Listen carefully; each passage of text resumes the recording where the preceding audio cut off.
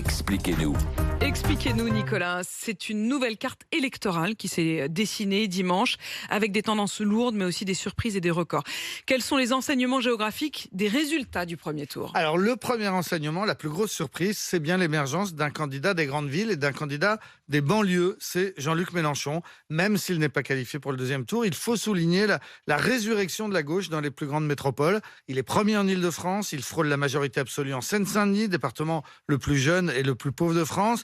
49% sur l'ensemble du département. Il obtient 61% à Saint-Denis, 63% à La Courneuve, 60% à Bobigny. C'est un triomphe donc dans ces banlieues. Mais pas seulement. Il obtient aussi 40% à Montpellier, 40% à Lille, 37% à Toulouse, 33% à Nantes, 31% à Marseille. Plus des scores au-dessus de 50% dans les dom-toms en Guadeloupe, en Martinique ou en Guyane. Voilà comment il est arrivé presque aux portes du deuxième tour avec ses presque 22%. Et à l'inverse, Marine Le Pen apparaît comme la candidate des campagnes. Ce qu'elle est, puisqu'elle arrive en tête dans 20 000 communes, soit 7 fois plus que Jean-Luc Mélenchon pour un score à peine supérieur. C'est bien le signe que ce sont des communes beaucoup plus petites. Elle s'impose nettement dans les zones rurales. Plus on est loin des grandes villes, plus on vote Le Pen. Elle s'impose aussi dans son fief des Hauts-de-France avec 33% des voix. Et là, avec des scores très élevés dans les villes aussi, comme Calais, Dunkerque ou Boulogne. Elle est également en tête dans tout le Grand Est avec près de 30%. Élection après élection, Marine Le Pen s'impose donc dans un grand quart nord-est de la France. Et Emmanuel Macron alors? Alors lui, son fief, c'est l'Ouest, toute la façade atlantique de Biarritz jusqu'à Brest, plus la Normandie. Et puis Paris, qui est aussi un fief macroniste avec 35% des voix pour lui. Emmanuel Macron est surtout régulier partout. Il fait au moins 25% dans 10 régions sur 13 en France métropolitaine.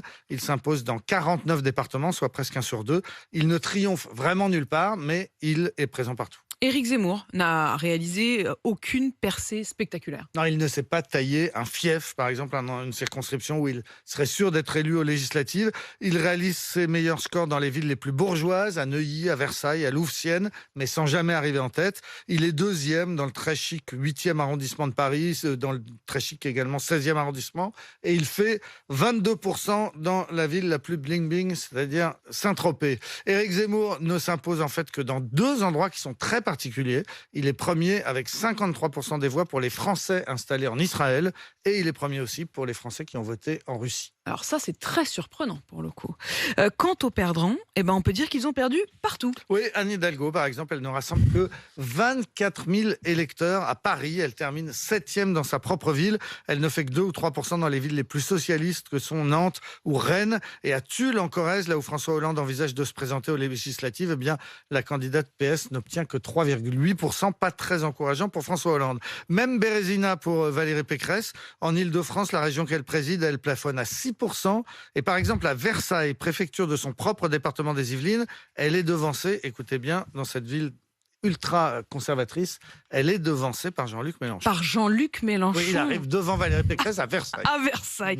Enfin, en scrutant les cartes, Nicolas, vous avez relevé quelques scores étonnants. Oui, par exemple, une commune de Corse qui a placé Jean Lassalle en tête et en deuxième position, Yvan Colonna. Naturellement, ce seront des bulletins nuls. En Moselle, une commune bat le record de la participation avec 100%, c'est-à-dire 15 électeurs sur 15 qui ont voté, dont 53% pour Nicolas Dupont-Aignan.